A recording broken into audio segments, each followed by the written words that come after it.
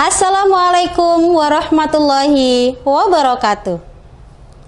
Tabi pun.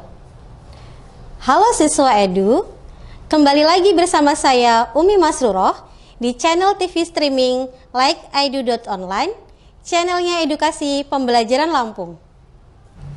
Materi yang akan disampaikan pada kesempatan kali ini adalah larutan asam dan basa.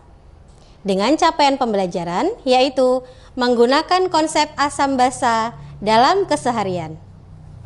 Sebelum kalian dapat menggunakan konsep asam basa dalam kehidupan sehari-hari, maka terlebih dahulu kalian harus dapat memahami submateri yang meliputi 1. Mengenal larutan asam dan basa. 2. Menjelaskan sifat asam dan basa melalui teori asam dan basa. 3. Mengidentifikasi larutan asam basa menggunakan indikator asam basa. Dan 4. Menghitung pH larutan asam dan basa.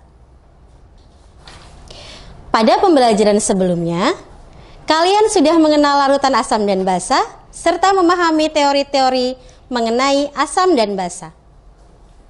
Nah, kali ini kita akan mengidentifikasi suatu larutan dengan menggunakan indikator asam basa alami yang mudah ditemukan di lingkungan rumah kalian.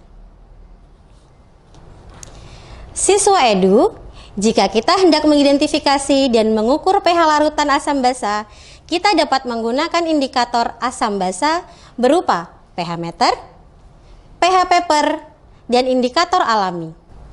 Pada video kali ini, kita akan melihat identifikasi asam basa menggunakan indikator alami. Untuk itu, mari kita saksikan kegiatan berikut ini. Percobaan pertama, identifikasi larutan asam basa menggunakan indikator kunyit.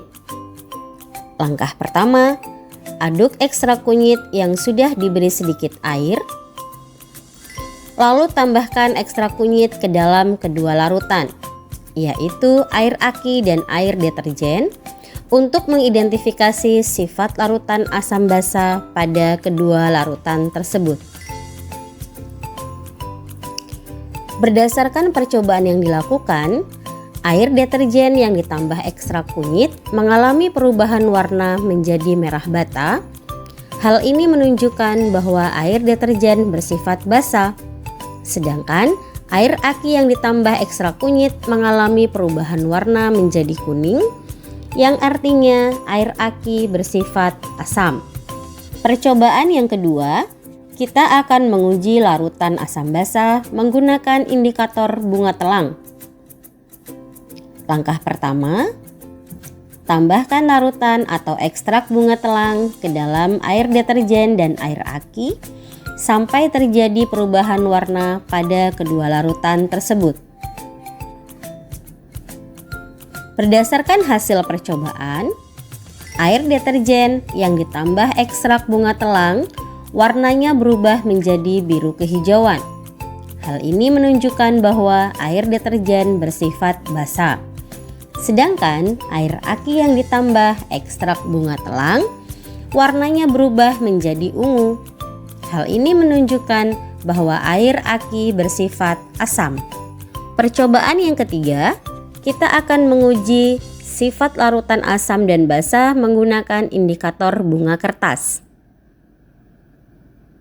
Langkah pertama, tambahkan larutan atau ekstrak bunga kertas ke dalam air deterjen dan air aki sampai terjadi perubahan warna pada kedua larutan tersebut.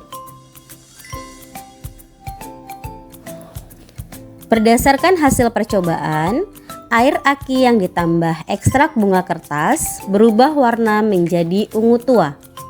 Hal ini menunjukkan bahwa air aki bersifat asam. Sedangkan pada air deterjen yang ditambahkan ekstrak bunga kertas mengalami perubahan warna menjadi merah pekat.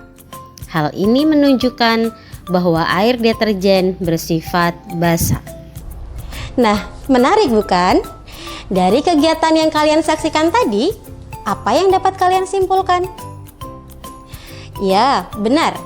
Beberapa tumbuhan dan buah-buahan dapat digunakan untuk mengidentifikasi larutan asam dan basa.